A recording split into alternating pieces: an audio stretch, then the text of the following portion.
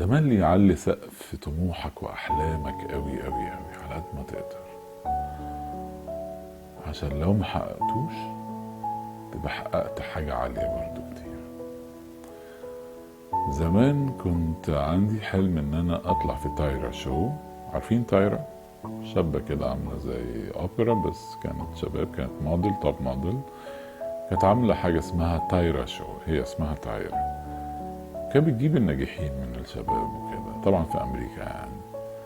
فكان عندي حلم ان انا اطلع في البرنامج ده في يوم من الايام.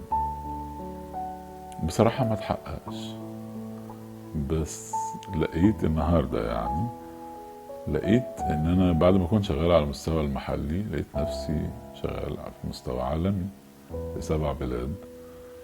كل بلد طلعت في التلفزيون اللي فيها، طلعت في التلفزيون الايطالي، طلعت في التلفزيون في لندن، طلعت في التلفزيون في تركيا، طلعت في التلفزيون الهندي.